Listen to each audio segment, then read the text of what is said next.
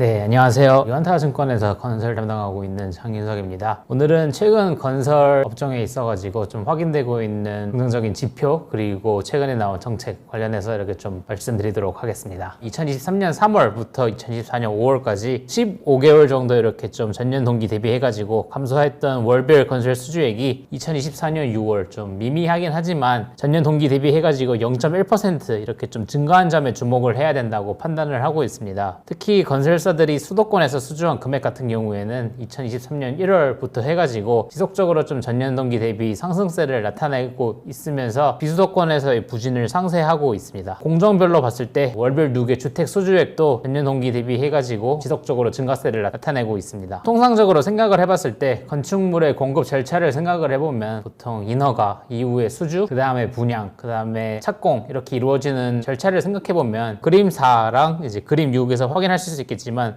월별 누계 수도권의 건축 허가 면적이라던가 주거용 건축물 허가 면적 같은 경우에는 28개월, 18개월 연속 이렇게 전년 동기 대비해가지고 감소를 하면서 공급 가능한 물량이 좀 축소된 상황이긴 합니다. 그렇지만 수도권의 건축 부문 그리고 전국의 주택 수주 금액이 전년 동기 해가지고 증가세로 나타나고 있다는 점은 좀 다소 의아한 흐름이라고 그렇게 판단을 하고 있습니다. 그와 같은 경우에는 건설사들이 원재료비 상승에 따른 공사비 현실화 이루어질 수 있는 동시에 아무래도 미분양으로 인한 공사비 미수 우려가 좀 상대적으로 낮은 수도권 지역에서 수주를 집중하고 있기 때문에 수주 금액이 좀 증가하고 있다 이렇게 판단을 하고 있습니다. 2021년을 기점으로 해가지고 건설 공사비 지수가 약 한 20% 이상 좀 상승을 했고 이거에 따라서 분양가 상한제에 적용되는 기본형 건축비 상한 금액도 같은 기간 동안 20% 이상 이렇게 좀 증가를 하면서 부동산 사업을 하는 사업자의 입장에서는 비용 부담이 좀 가중되었습니다. 그렇기 때문에 시행사 입장에서는 이런 좀 높아진 공사비를 전가할 수 있는 입지여야만 사업을 추진할 수 있는 환경이 된 거고 이런 사업을 추진할 수 있는 서울을 포함한 이제 수도권 같은 경우에는 공사비 인상에 따른 평균 분양가 상승에도 불구하고 수요를 가늠할 수 있는 청약 경쟁률 같은 경우에는 지속적으로 좀 상승 추세를 나타내면서 이러한 현상들이 수도권 지역에서의 수주 금액 증가로 이어지고 있다고 이렇게 판단을 하고 있습니다.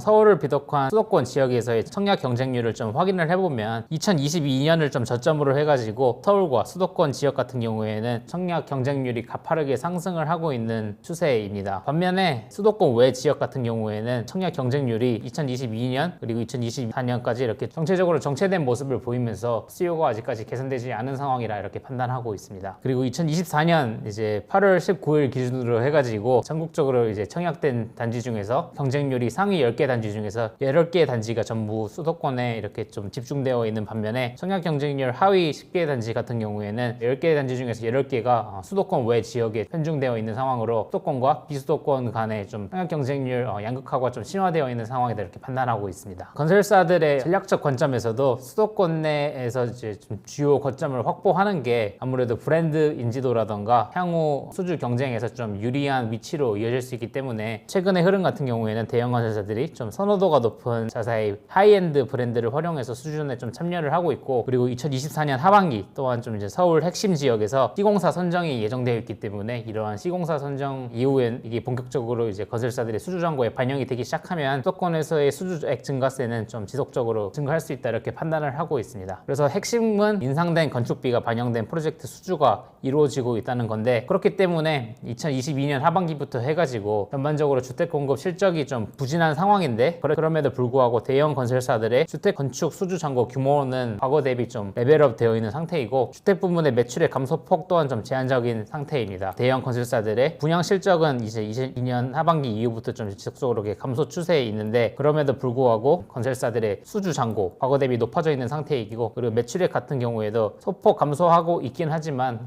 감소폭이 이제 물량의 감소폭만큼 크지 않은 상황이기 때문에 전방적으로 실적에 좀 방어 기제가 존재한다 이렇게 판단을 하고 있습니다. 두 번째로 말씀드리고 싶은 부분은 8월 8일에 발표된 정부의 부동산 대책인데 기대할 수 있는 것과 없는 것으로 나누어서 말씀드리도록 하겠습니다. 8월 8일에 발표된 부동산 대책 같은 경우에는 2024년에 지속되고 있는 강남 3구, 마포, 용산 등 이런 좀 서울 선호 지역 내에서 아파트 가격이랑 거래량이 좀 가파른 증가세를 나타내는 게 결국 주택 공급 위축에 기인한다는 판단 하에 제시된 공급 대책입니다. 도심 내 아파트 공급 확대, 빌라를 포함한 비아파트 시장 정상화, 수도권 공공택지 신속 공급 확신 부여, 서울 수도권 신규 택지 발표, 주택 공급 여건 개선, 수도권의 공급을 확대한다는 게 이제 주요 골자인 것 같습니다. 원안대로 추진된다고 한다 한다 그러면 2029년까지 수도권에서는 21만 호 이상의 주택 추가 공급, 그리고 기출진 물량 22만 호, 조기 공급 등 43만 호를 기대를 할 수 있는데, 이게 이제 연평균으로 봤을 때 7만 호가 됩니다. 2014년부터 23년까지 수도권의 연평균 주택 인허가 분양 착공 실적이 각각 28만,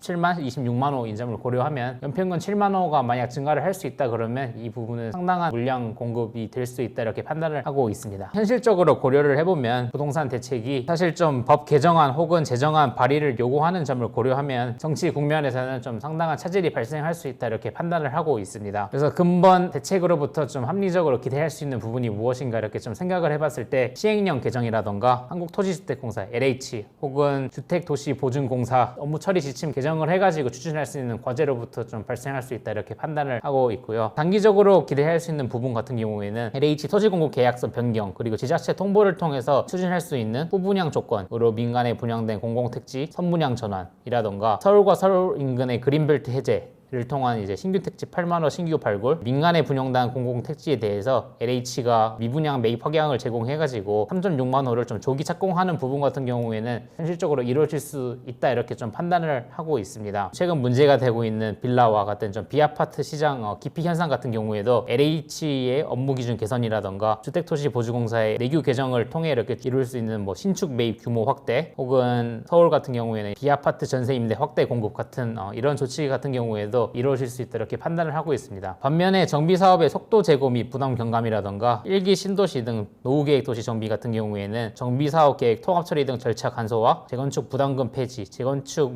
조합원 취득세 감면 같은 추진 과제는 추진을 할 수 있겠습니다만, 재건축 재개발 촉진법을 제정해야 한다던가 도시정비법 개정안 발의, 지방세 특례 제한법 개정안 발의, 아무래도 국회에서 통과가 돼야 되는 사안들이 있기 때문에 계획대로 추진될 수 있는가라고 생각을 했을 때는 다소 차질이 발생할 가능성도 높다, 이렇게 판단을 하고 있습니다. 그래서 좀 결론적으로 말씀드리고 싶은 부분은, 단기적으로 기대 가능한 일부 공공택지의 선분양 전환, 미분양 매입 확약, 그리고 비아파트 시장의 정상화 같은 효과는 긍정적이지만 공급 측면에서 공급 부족을 해소할 수 있는 물량인가 생각해봤을 때 다소 부족하다고 이렇게 판단을 하고 있습니다. 이번 부동산 대책을 포함해서 정부의 부동산 정책 기조가 중장기적 공급 확대에 초점을 맞춰져 있기 때문에 공급 위축에 따라 발생하고 있는 수도권과 비수도권의 부동산 시장 양극화는 단기적으로 지속될 것이라고 이렇게 전망을 하고 있습니다. 수도권에서 이렇게 수주 금액이 이제 전년 동기 대비해가지고 증가세로 전환한 점에 대해서 생각을 해보면, 2021년 이후부터 발생한 인플레이션, 이제 공사비에 좀 반영이 된 게 이제 2023년부터라고 이렇게 추정을 할 수 있는데, 이러한 높아진 공사비를 전가할 수 있는 수요 여건이 수도권에 집중되어 있고, 8월 8일 부동산 대책을 포함해가지고 정부의 부동산 정책 공급이 공급 위축을 즉각적으로 해소시키기에는 한계가 존재한다는 점을 고려하면 수도권의 부동산에 대한 선호도는 좀 단기적으로 지속될 거라 이렇게 판단을 하고 있고, 그렇기 때문에 이런 시장 전체적인 흐름을 고려하면 원가율 부담이 축소된 현장 비중이 상대적으로 높은 동시에 수도권에서의 수주 역량을 보유하고 있는 기업이 기업가치 측면에서 차별화될 수 있다, 이렇게 판단을 하고 있습니다. 현재 건설사들의 이제 주택 사업 매출만 생각을 했을 때는 결국 영향을 미치는 게 이제 2021년부터 2023년 상반기까지 분양된 물량이 건설사들의 주택 건축 사업 매출에 가장 큰 영향을 미치고 있는데, 그 중에서도 예정 원가율이 좀 상대적으로 낮을 것으로 이제 예상되고 있는 2023년, 24년 상반기 분양 현장의 이제 비중만 좀 계산해 보면, 저희 유한타증권 커버리지